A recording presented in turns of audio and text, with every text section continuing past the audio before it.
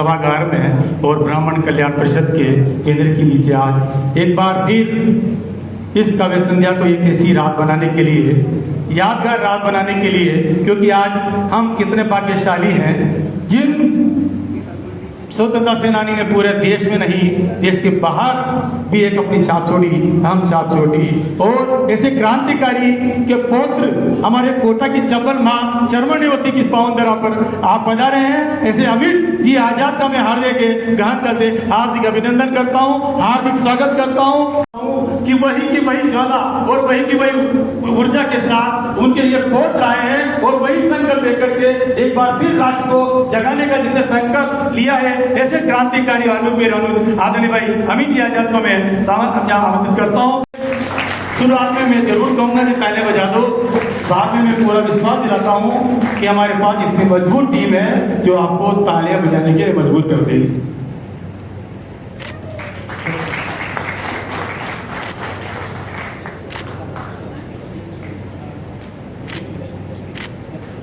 संकल्प लेकर के मिशन आपने बनाया है और उसी मिशन में को लेकर के आप जगह जगह डाले जा रहे हैं। आज उसी संकल्प में आदरणीय हमारा सौभाग्य रहा कि आज ऐसी जयंती के वंदे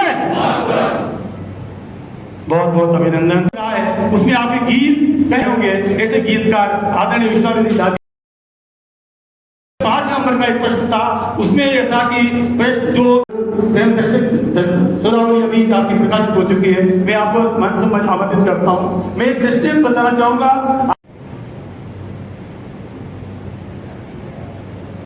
बहुत बहुत अभिनंदन, बहुत बहुत स्वागत। एक जानकारी वो देना चाहता हूं जो आपके बीच में हार्दिक स्वागत करता है ब्राह्मण कल्याण परिषद कि आप पधारे और आपने हमारा अनुग्रह किया। आपकी कविताओं का लोग आज हम लेंगे। आदरणीय संजय जी देवी लादेन में एक गीत देखा था, बहुत लोकप्रिय रहा। आदरणीय एस भाई साहब मंच पर पधारे, एस साहब मंच पर पधारे।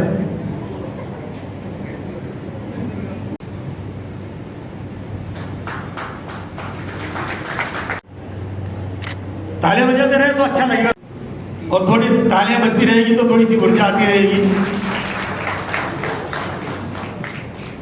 ओम जी तिवारी साहब,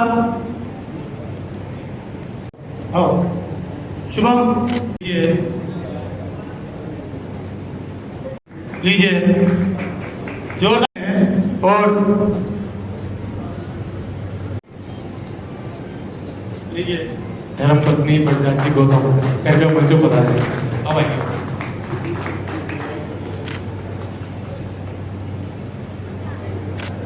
लीजिए स्वागत यूएसडी भाई साहब कैसे बता रहे हैं।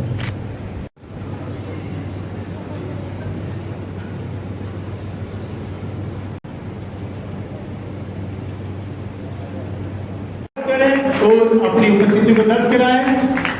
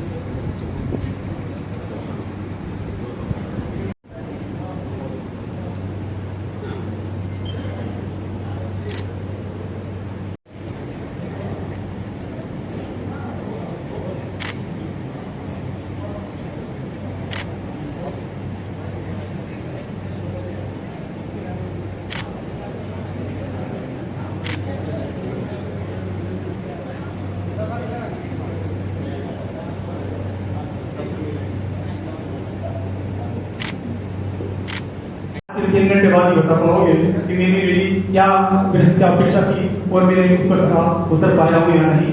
मैं तक चलती रहेगी, मुझे ऐसा विश्वास है। ऐसी थारे शरणे आयुरी माई, थारे शरणे आयुरी, ऐसी सरस्वती वंदना के रचयिता आदरणीय भाई साहब प्रेम जी साथी को मैं जोरदार तालियों भी बुलाना चाहता हूँ कि आप पधारे और मां शारदे की वंदना आपके स्वर से करें, आपके मुखारबिंद से हो, आपके सामने ऐसा प्रेम साथी। और हम सबको प्रेरित करने वाला, जिनका चरित्र पूरे देश में, जिनकी तमाम कार्यकारिणी और संयोजक अनिल जी और नवोज जी के लिए जोरदार ताली बजे। ये ताली कम है, एक बार सब मेरे कहने से दोनों हाथ खड़े करके इस कार्यक्रम बात होगी। वीणा के तारों को झंकृत करने की है चाह मुझे। मेरे लिए चंद्रशेखर आजाद की कविता लिखना कितना असंभव था, किंतु बेबस नहीं मिलती कोई भी रहा मुझे। चाहता हूं वेदों को कंठस्थ करने कह सकूं, चाहता हूं भागवत के श्लोकों से अंदर रह सकूं, चाहता हूं फांगलू में हिम शिखर की चोटियां, चाहता हूं गिन सकूं नक्षत्र राशि कोटियां, चाहता आजाद पंछी भांति नभ में टिक सकूं, चाहता आजाद पंछी भांति नभ में टिक सकूं, और चाहता हूं मैं कलम से चंद्रशेखर लिख सकूं। क्या बात है? चाहता हूं। अगर मैंने सारे बारूद से ज्यादा धड़क रहे थे उन आंखों के अंगारे, कब भी गोरेश्वानों का जीवन संकट में आया था, यूं लगता था काल स्वयं आजाद रूप धर आया था। खेल रहा था फागुन से पहले ही वो रत्न होली, खेल रहा था फागुन से पहले ही वो रत्न होली। आत्मसमर्पण करती दिखती थी दुश्मन की हर गोली। आत्मसमर्पण वीर को लड़ते देख रही थी पावन संगम की माटी। राजस्थानी कवियों साहब, राजस्थान मेरी जन्मभूमि है। मेरा मानना यह है कि इस दुनिया में, इस विश्व में कहीं भी वीरता का जिक्र हो और राजस्थानी वीरता की बात न हो तो कहीं ना कहीं बात अधूरी रह जाती है। तो ये राजस्थानी कवि इस कविता में राजस्थानी तड़का लगाना चाहता है। एक खिलाड़ी था, अचानक उसको अल्फ्रेड पार्क मिल गया, हल्दी घाटी का तो नाम था। अब उस खिलाड़ी को मैदान को अपने हिसाब से तैयार करना था। वीर को लड़ते देख रही थी पावन संगम की माटी, पार्क नहीं वो आज का दिखता साक्षात हल्दी घाटी, किंतु रंग अभी फीका, इसे चटक रूप दिलाना था। इसीलिए इस मिट्टी में शत्रु का रक्त मिलाना था। फूलों की सुगंध दबी और पार्क खून से महक उठा। एक सिंह के आगे ही सारा शत्रु दल दहक उठा। ठाए ठाए हर गोली से दुश्मन छलनी कर डाला था। ठाए ठाए हर गोली से दुश्मन छलनी कर डाला था। अचूक निशाना ऐसा था जैसे प्रताप का भाला था। अचूक निशाना ऐसा था। क्या बात है? आगे क्या होता है? शानदार है। सिंह अकेला और दर्जनों कप्तिश्वानों का बल था, किंतु एक आजाद आज वो मानो सारा दलबल था। हर गोली हस्ताक्षर निश्चित आजादी की पाती पर, लिखा नाम था शत्रु का जब गड़ी को उसकी छाती पर। पल प्रतिपल संख्या में वो शत्रु घटता जाता था, जो शेष बचा था वो भी भय से पीछे हटता जाता था।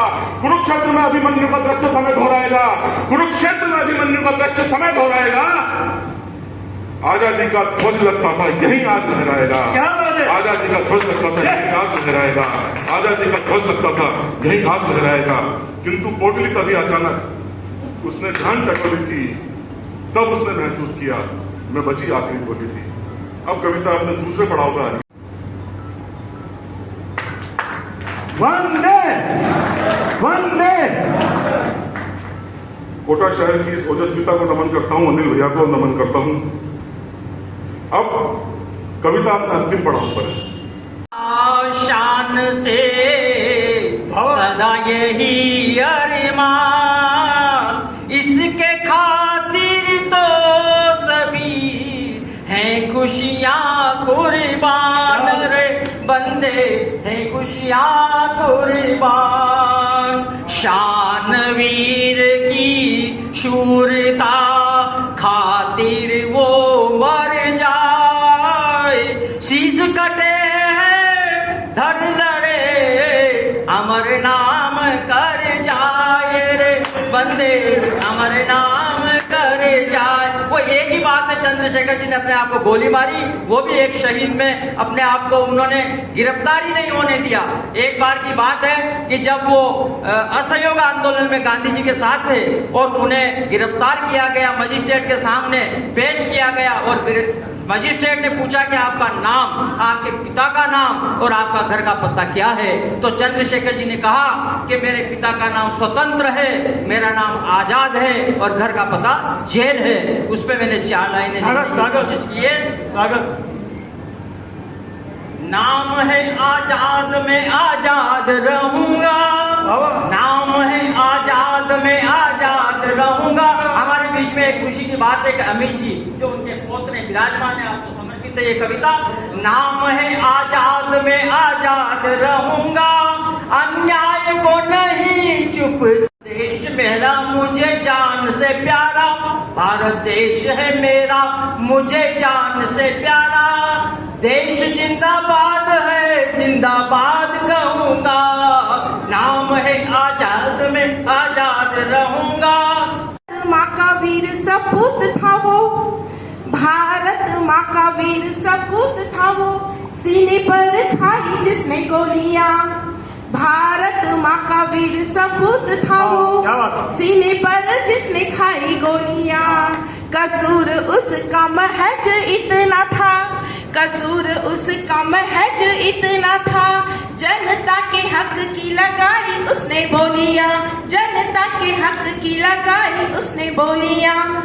बिहार सरकार की बर्बरता को देखो तुम, बिहार सरकार की बर्बरता को देखो तुम, एक निर्दोष पर चलाई गई गोलियां, एक निर्दोष पर चलाई गई गोलियां। किसका षड्यंत्र कहूँ, किसकी चालाकी कहूँ, किसका षड्यंत्र कहूँ, किसकी चालाकी कहूँ, एक निहत्थे पर चलाई गई गोलियां, एक निहत्थे पर चलाई गई गोलियां।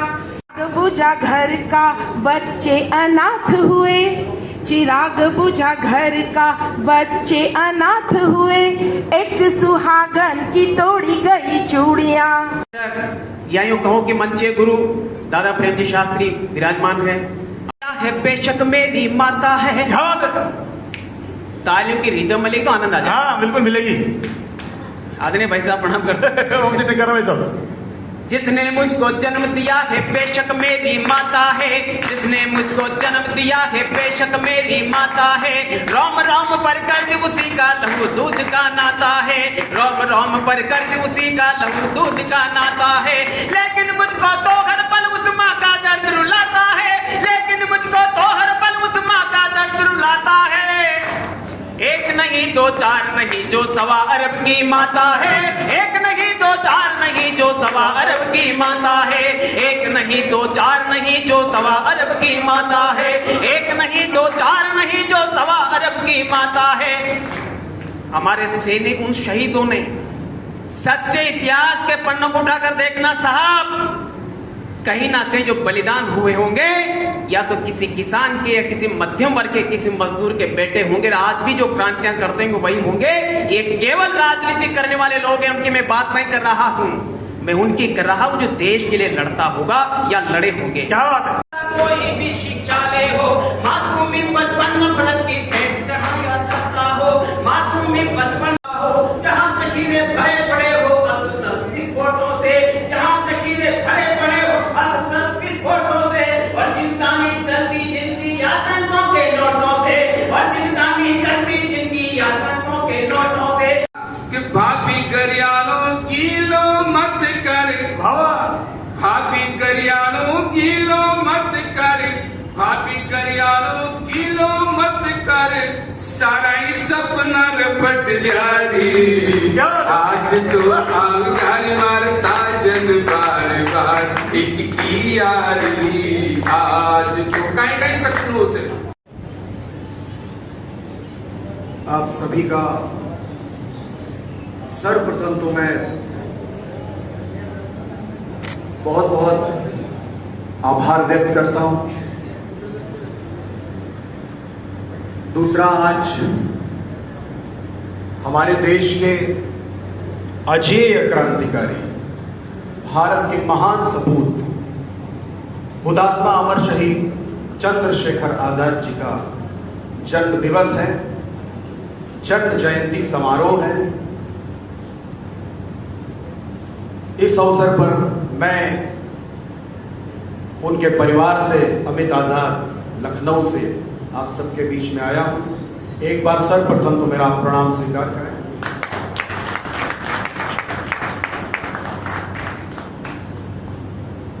और मेरे साथ एक बार गुंजायमान करेंगे उस नारे को, जिस नारे को बुलंद करते करते हमारे देश के 7,32,000 क्रांतिकारी बलिदान हो गए हमको आजाद कराने के लिए। और वो नारा था, ये नारा किसी दल का नहीं है, नारा किसी व्यक्ति का नहीं है, और ये नारा किसी पार्टी का नहीं है, ये नारा है उन 125 करोड़ देशवासियों का और उन 7,32,000 क्रांतिकारियों का। मेरे साथ एक बार गुंजायमान स्वर में बोलेंगे कि भारत माता की, भारत माता की, वंदे वंदे और इनकलाब, इनकलाब, इनकलाब। हम उनकी जन्म जयंती मना रहे हैं, जिन्होंने बलिदान देते समय यह नहीं सोचा कि मेरे परिवार का क्या होगा, मेरे माता पिता का क्या होगा, मेरी उस भूखी मां का क्या होगा जो उस भावरा में है। इलाहाबाद के प्रयागराज के कटरा में उनके एक रिश्तेदार पहुंचते हैं अमर शहीद चंद्रशेखर आजाद जी के और कहते हैं कि तुम्हारे माता पिता वहां भूख से तड़प रहे हैं और तुम यहां पर देशभक्ति का राग अलाप रहे हो। तब उस परम वीर ने कहा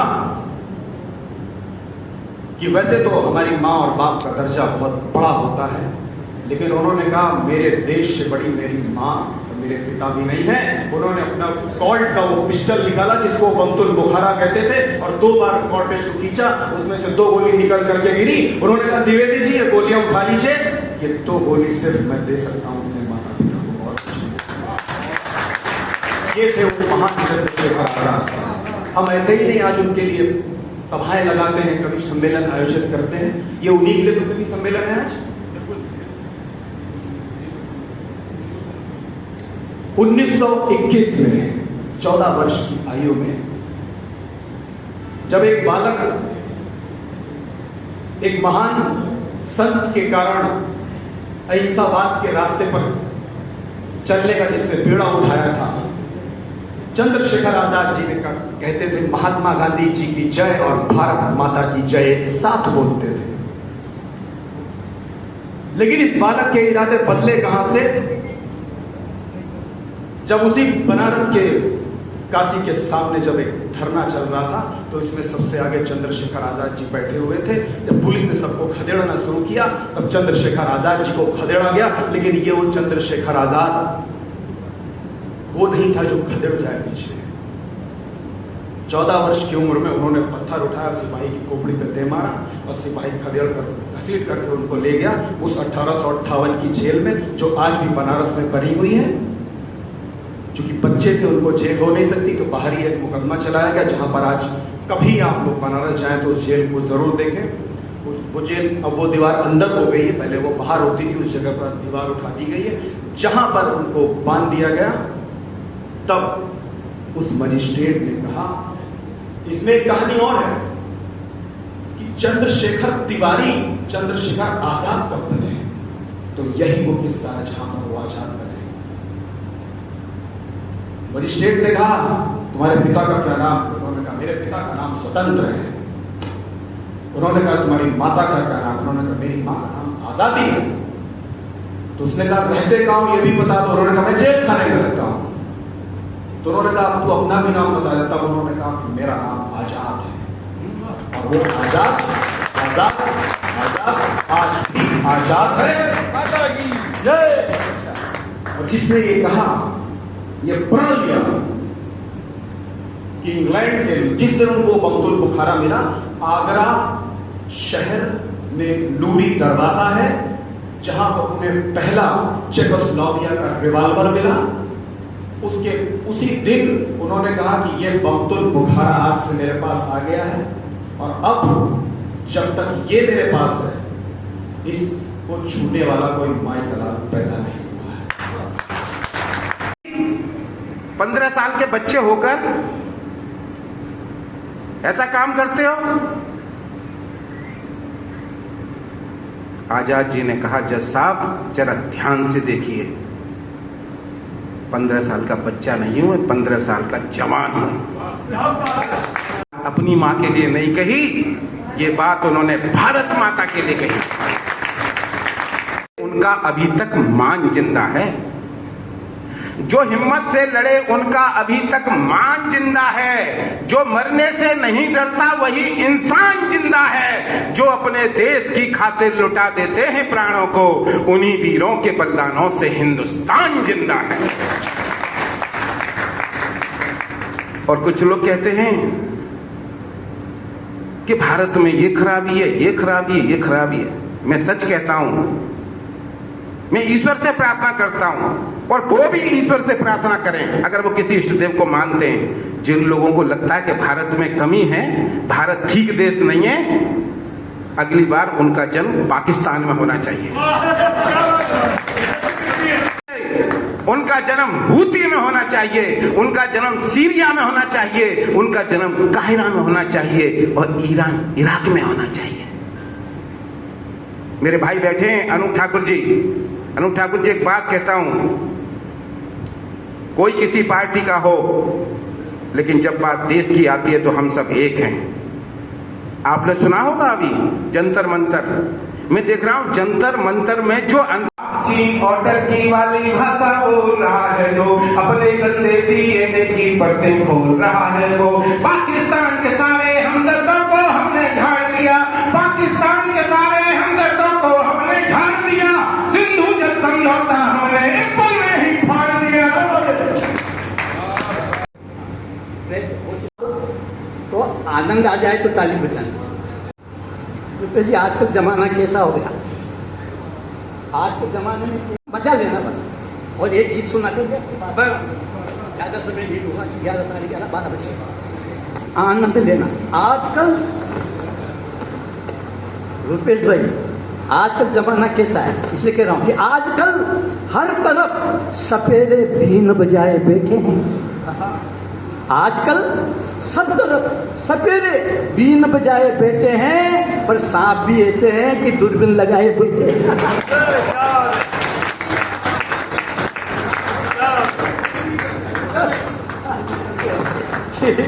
दूरबीन लगाए बैठे हैं।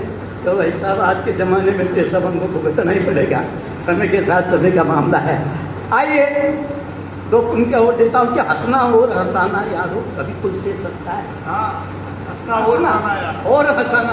और भाई रुपेश भाई, मेरे को तो लोगों ने छाप लगा दी कि हाथ से रस का करिए, मुझे खुद को ही पता नहीं पड़ा कि मैं कौन से रस का हूँ। सही कह रहा हूँ, आज मुझे आज तक पता नहीं पड़ा कि, लेकिन लोग कहते साहब आप तो हाथ से रस का, तुम कह रहे तो मान देता, बाकी मुझे तो पता नहीं कि मैं कौन से रस का हूँ। आप ये देखिए, हंसना और हंसी कब आती है भाई, नई बात है, नहीं बात, और देश में मेरे माध्यम से प्रचारित हुई। मैंने पहली बार कहा कि आज भी दो कारणों से दो स्थितियों में हंसता है भाई साहब। आप जागरूक हो, हमारे भाई साहब का नाम क्या है? हाँ, ओम तिवारी। इनके नाम से एक बार जोरदार ताली बजाइए, क्योंकि हंसी कभी भी आ सकती है, नहीं आओ तो नहीं आवे, आने लगे तो आ जाए। हंसी का माहौल ऐसा ही होता है। लेकिन मैंने क्या, उनके मैं आपसे कहता हूँ, हंसता कौन आदमी दो परिस्थितियों में हंसता है रूप भाई। पहला तो बुद्धिमान आदमी मूर्खता की बात करने लगता है, तब आदमी को हंसी आती है। बुद्धिमान आदमी मूर्खता की बात करने लगे तब आदमी हंसता है। और दूसरी बात, मूर्ख आदमी बुद्धिमानी की बात करे तो हंसने लगता है, तब आदमी को। मैंने कहा हंसना और हंसाना यारो कभी कुल से सस्ता है, हंसना और हंसाना यारो कभी कुल से सस्ता है। और सर्कस के तंबू में जोकर रो रो कर हंसता है, सर्कस के तंबू में जोकर रो रो कर हंसता है। सुख दुख की विचलित धारा में धीर हंसा करता है, पर अंतिम क्षण में रणभूमि में वीर हंसा करता है। कि आओ मिलकर राजस्थान इस माटी को नमन करे, आओ मिलकर वीरों की हल्दी घाटी को नमन करे, आओ मिलकर मारवाड़ और मेवाड़ी को नमन करे। स्वयं काट सिर धरो हथेली उस हाड़ी को नमन करे, उस हाड़ी को नमन। और